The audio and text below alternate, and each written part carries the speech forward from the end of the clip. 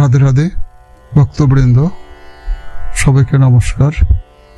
আমাদের মনে সবার ইচ্ছা থাকে অনেক বড় বড় কাজ করব, কিন্তু সে কাজ আমরা করতে পারি না। আর সে কাজে এগিয়ে যেতেও আমাদের সত্যি ভয় করে। পাই না আমাদের উৎসাহ। কে দেবে আমাদের উৎসাহ? এই বিষয়ে রূপ গোস্বামীপাদ তার উপদেশামৃতেতে আমাদের সুন্দরভাবে বুঝিয়েছেন যে কিভাবে আমি কাজ করলে আমরা সফলতা লাভ করতে পারব। বলেন, উৎসাহাত, নিশ্চয়াত, ধৈর্যাত, তত্তৎকর্ম প্রবর্তনাৎ, সঙ্গত্যাগাৎ, শতবৃত্তি, ষাটভীর ভক্তির প্রসিদ্ধতি। উনি বললেন, উৎসাহ এই সহকারে আপনি কাজ করুন।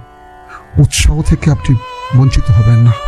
মনে বল রাখুন, সাহস রাখুন যে আমি নিশ্চয়ই কাজ করতে পারব।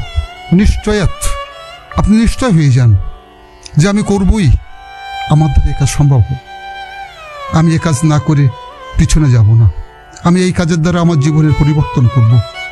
এই উৎসাহ থেকে আপনি বঞ্চিত হবেন না, নিশ্চয় থেকে আপনি বঞ্চিত হবেন না।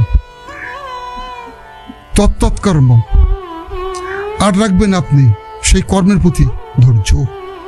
আপনি ধৈর্যচ্যুত হবেন না। ধৈর্যচ্যুত হলে দেখবেন আপনি কত সফলতা লাভ করতে পারবেন না। সবকিছু আছে কিন্তু ধৈর্য নেই, তাহলে আপনি পারবেন না। আপনার প্রয়োজন হবে ধৈর্যের।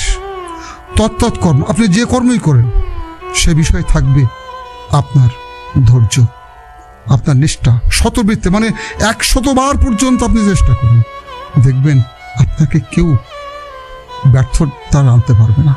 আপনি সফলতা লাভ করতে পারবেন, আপনার জীবন পরিবর্তন হবে। সেই জন্য রূপ গোস্বামীপাদ আমাদের বুঝিয়েছেন উৎসাহ থেকেই সবকিছু করা যায়। জয় শ্রী রাধে।